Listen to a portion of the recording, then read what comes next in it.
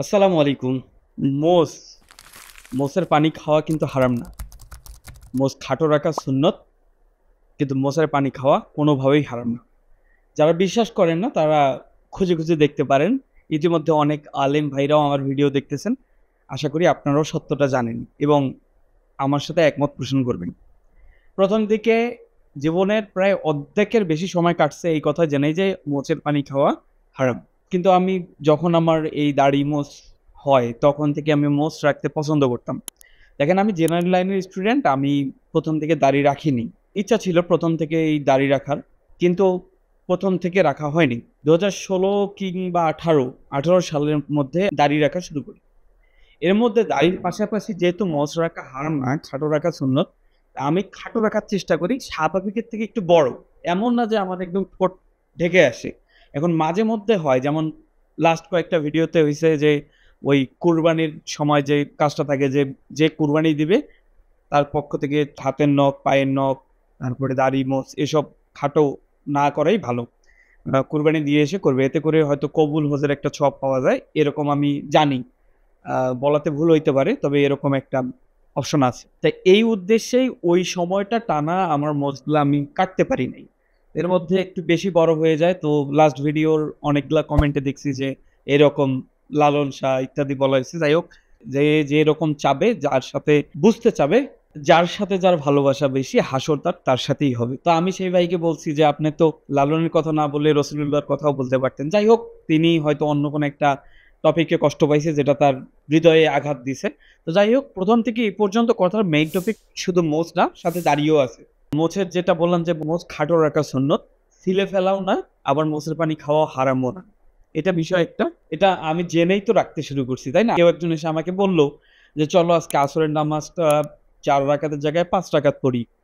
তো আমি তো একজন মুসলিম হিসাবে প্রথমত আমি দেখব বিষয়টা যে, এই যে আমাকে এসে বলল, সেটা সত্য কিনা? তো সত্য কিনা যাচাই করার আগেই যদি আমি ঠিক আছে ৪ রাকাতের জায়গায় ৫ রাকাত পড়লে সোয়াব বেশি হবে। যেহেতু বেশি হচ্ছে নামাজ, আমি তো পড়ব না। আশা করি আপনিও পড়বেন না। তাই এইজন্য ইসলামিক কোনো বিষয় যদি মনে হয় এটা আমার কাছে নতুন, আমি চেষ্টা করি আরো অনেক বেশি আলেমের তথ্য নেয়া। যে তারা এই বিষয়টা নিয়ে কি ভাবছে, কি কথা বলছে। তারপরে সেই বিষয় নিয়ে আমল করা শুরু করি। আমার উদ্দেশ্য একটাই যে আমল খুব বেশি না হোক, কিন্তু আমলটা যাতে সত্য হয়। আমার কষ্ট করা এই বর্তমান সময়ে হারাম থেকে বেঁচে থাকা যতটা কষ্টদায়ক, এটা আমরা প্রত্যেকে জানি।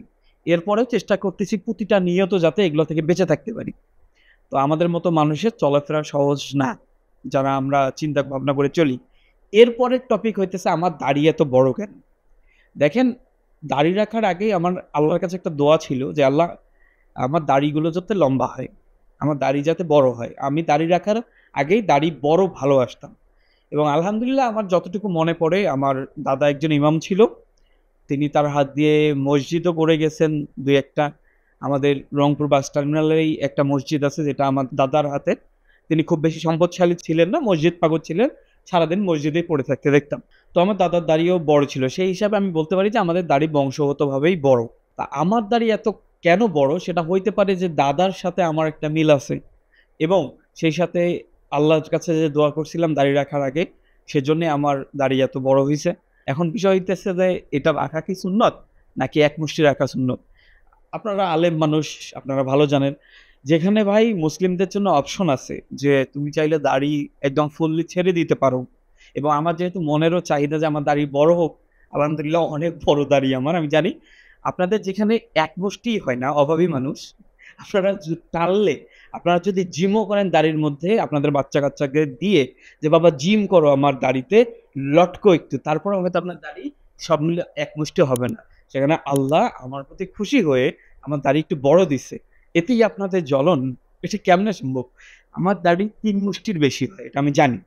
এখন দাড়ি কাটা বা এক মুষ্টি বিষয়টা আমি কি এটাকে অস্বীকার করি? না, অস্বীকার করি না। যারা করতেছে করুক। যেহেতু পজিটিভ চিন্তাভাবনা আছে এটা নিয়ে আলেমরা অনেক আলেম একমত যে না দাড়ি এক মুষ্টি রাখলেও চলে। আমি তো এটার বিরুদ্ধে বলি না। তো আপনি আমার বিরুদ্ধে বলতে আসেন কেন যে আপনার দাড়ি এত বড়, আপনি লালন শাহর মতো দেখতে হইতেছে। আমি তো আপনার পিছনে লাগি নাই। আপনার চাই আমি উন্নতি। আর আপনি আমার মানে মাইন্ড ড্যামেজ করতে চাচ্ছেন। আপনি জানেন না যে আমার মাইন্ড কি পরিমাণ শক্তিশালী। দাড়ি, তাহলে এই বিষয়টা আমি আজকের ভিডিওতে আমি ক্লিয়ার করতে চাইছিলাম যে আসলে দাড়ির যে বিষয়টা, যে বিষয় বললাম যে আমার ইচ্ছাই ছিল আমার দাড়ি যাতে বড় হয়। আমার দাদার দাড়ি বড়, এবং সুন্নতের বিষয়টাও আমি খোলাসা করলাম যে এক মুষ্টি রাখা সুন্নত হবে। বড় রাখা কি হারাম? বলতে পারবেন আপনারা কেউ? কোনো মুসলিম এটা যদি হারাম হিসেবে বিবেচনা করে তাহলে সে গুনাহগার হবে। কারণ আমি বেসিক হিসাবে যতটুকু জানি যে কোনো হালাল জিনিসকে হারাম মনে করা, আবার কোনো হারাম জিনিসকে হালাল মনে করা, দুটাই নিষেধমূলক কাজ একটা। দুটোই হারাম। মানে একটা খাবার আপনার পছন্দ হইতেছে না, আপনি ওটারে হারাম ঘোষণা দিয়ে খাইলেন না, এটা তো হয় না। যেমন করলা ভাজি তিতা। আমি তো পছন্দ করি না। এইজন্য আমি ওটারে হারাম বলব না। যে খাবে, খাবে। তারপরে হইতেছে কাঁকড়া। কাঁকড়া অনেকে খায়। আমার রুচিতে কুলে না, আমি খাই না। তো ওটার আমি হারাম বলতে যাব না। হালাল হওয়ার শর্ত আছে ভাই। রুচিতেও থাকতে হবে। সামর্থ্যেও থাকতে হবে তো। এখন ইলিশ মাছ তো হালাল। তো ইলিশ মাছ কি ঘরে, ঘরে প্রত্যেকদিন খাওয়া পসিবল? সামর্থ্য থাকতে হবে, রুচি থাকতে হবে ভাই। আবার দেশের কালচারের সাথে একটু মিল থাকা উচিত। যেমন গরুর চামড়ার বিষয়টা। তো এইগুলা অনেক, অনেক বিষয় আছে। এইগুলা নিয়ে কথা বললে অনেক কথা বলা যায়। তবে আপনাদেরকে অনুরোধ করব যে এই লম্বা দাড়ি নিয়ে খোঁটা দিতে আসিয়েন না। মানে ভিডিওর ২ টা সেকশন, আমার কাছে ৩ টা সেকশন ছিল ভিডিওর। প্রথমত মোজ নিয়ে কথা বলা, পরে একটু দাড়ি নিয়ে নিজের কথা বলা, কেন আমার দাড়ি এত বড়? এবং আমি মনে করি ভবিষ্যতে হয়তো আমি তেলের বিজনেসও করব, যে দাড়িতে কোন তেল দিলে দাড়ি এত বড় হয়। যদিও দাড়িতে কোনো স্পেসিফিক তেল আমি দেই না। এখন বিষয় হইল যে দাড়ি রাখার আগে আমি কি, কি কষ্টে পড়ছিলাম সেই বিষয়গুলো নিয়ে আপনাদের সাথে একটু আলোচনা করতে চাই। দেখেন, দাড়ি রাখা আমাদের দেশে বিশেষ করে জেনারেলি স্টুডেন্টদের কাছে মোটেও সহজ বিষয় না। কারণ বাবা-মার ম্যাক্সিমাম আমাদের দেশে মানুষের স্বপ্ন থাকে যে বাচ্চা-কাচ্চা বড় হবে, পড়ালেখা করবে, চাকরি পাবে। আর চাকরি হইতে গেলেও তাকে স্মার্ট থাকতে হবে এবং ফ্রেশ থাকতে হবে। মুখে যাতে কোনো রকম দাড়ি না থাকে। এখন দাড়ি থাকা মানেই কিন্তু সেটাতে একটা ঝামেলা। ফার্স্ট ইমপ্রেশন এ খারাপ হয়ে যায় বেশিরভাগ কোম্পানির ক্ষেত্রে। কারণ দাড়িওয়ালা দেখলেই মনে হয় যে এই বেটা বুড়া। সত্য কিনা বলেন? এটা প্রত্যেকের ক্ষেত্রেই ঘটে। দাড়ি রাখতে যখন গেছি, আমি আপনাদেরকে কয়েকটা জিনিস কোট করে বলতে চাই। আমার একদম কাছের একজন আত্মীয়। আমি ১ম যখন একটু দাড়ি বড় হইতে শুরু করে, আমি যখন তাকে গিয়ে বললাম যে, "আমার দাড়ি কি কেমন দেখাচ্ছে?" মানে মুখ একরকম ভ্যাংচায়া বলছিল, "একে দাড়ি রাখা লাগবে ফির এই বয়সে?" ১ নম্বর গেল এইটা। ২ নম্বর, তখন বিয়ে করছি। একজন এসে বলছিল, উম "এখনো তো মেয়ের বাপ হনই নাই। তার আগে দাড়ি রাখছেন? এই বয়সে দাড়ি রাখা লাগে? দাড়ি রাখা কি একেবারেই শখ?" যাই হোক, এটা গেল এক বিষয়। এক আত্মীয়র বাসায় গেছিলাম, খুবই কাছের আত্মীয়। সে দেখি বলছিল যে, "বাংলা ভাইয়ের মতো লাগতেছে।" আলহামদুলিল্লাহ, আমি আমি প্রত্যেকটা বিষয়ই খুবই স্পর্শকাতরভাবে, কখনো মনে কষ্ট লাগছে, কখনো আবার ভালোও লাগছে যে এই দাড়ি, আমি যে পুংটা মানুষ, আমি যে খচ্চর মানুষ, আমি যে তালুয়া মানুষ, মানে আমার দ্বারা যে কত, কত খারাপ কাজ হওয়া পসিবল ছিল এটা আমি জানি। আর তারপরেও আল্লাহর রহমত, আল্লাহ ভাই দিছে টাকার সচ্ছলতা। মানে আলহামদুলিল্লাহ, টাকার সচ্ছলতা যে পাইছে সে তো আকাশে উড়ে। শুধুমাত্র এই দাড়ি থাকার দরুন আমি প্রকাশ্যে ধরেন অনেক খারাপ কাজ করতে পারি না। গোপনেও অনেক খারাপ কাজ থেকে বিরত আছি। এবং আলহামদুলিল্লাহ চেষ্টা করি কোনো খারাপ কাজ যাতে না থাকে। এই কিছুদিন আগেও আমাদেরই এক হানাফি হুজুর, যে ভণ্ড, ভণ্ড হুজুর নামেই আমি চিনি। কারণ ওরে আমি ছোট থেকেই দেখছি। ও আমাদের এলাকাতেই বড় হইছে, এবং ও যে ভণ্ড এটা আমি সিউর। কিন্তু ইদানিং দেখি অনেক ওয়াজ করে বের হয়। যাই হোক, দেখা হইলেই আমি ওরে ধরি, "ছোট ভাই ভালো হয়ে যাও।" তো এর মধ্যে দেখলাম যে ওরা ২ জন যাইতেছে একসাথে। কোনো এক জায়গায় এই শীত মৌসুমে, শেষের শীত মৌসুম যেটা গেল। তো আমি তাকে বললাম, "কই যাচ্ছেন?" দেখা হইছে, সালামাদি মানে বিনিময় হইল, দেখা হইল। তারপরে বলতেছে, দাড়ি দেখে বলতেছে, আমার দাড়ি যেহেতু লম্বা হইছে, মাঝে, মাঝে তেল দিলে কিন্তু দাড়িগুলো আরো সুন্দর হয়। দাড়ি দেখে বলতেছে যে, "ভাই আপনাকে তো লাদেনের মতো লাগতেছে। Osama bin Laden." তো আমি তাকে বলছিলাম যে, "ওসামা বিন লাদেন তো ভালো। একা একটা মানুষ বুশের পাছায় বাঁশ দিয়া দিছিল। তাই না? তো লাদেন এমন একটা মানুষ, ওসামা বিন লাদেন, যার দাড়ি বড়, যার সাথে আমার তুলনা করা হইল, আমেরিকার পাছায় একাই বাঁশ ঢুকাই দিছে।" তো যাই হোক, এরকম মানে আমার হয়তো এই উত্তরটা সে এক্সপেক্ট করে নাই যে ভাই এইভাবে বলবে। যাই হোক, পিছনে যিনি বসেছিল তিনিও হাসাহাসি করল। তো কথা তো সত্য। যার সাথে তুলনা করলাম সে তো আসলেই এরকম করছে। তো দাড়ি নিয়ে নেগেটিভ থিং ছোট হোক, বড় হোক, অনেক বেশি থাকবে এবং আছে। ফিউচারেও থাকবে, এটা আমি জানি। এই দাড়ির জন্যে এত বেশি প্রশংসা আবার অনেক জায়গা থেকে পাই, আপনারা কল্পনা করতে পারবেন না। আমার দাড়ি সুন্দর, অনেকের কাছে এটা স্বপ্ন। অনেক আলেমের কাছে স্বপ্ন। যে ভাই এত বড় দাড়ি কেমনে হইল বলেন তো?